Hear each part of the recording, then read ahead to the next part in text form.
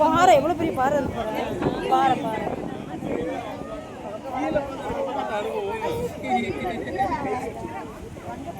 கடல்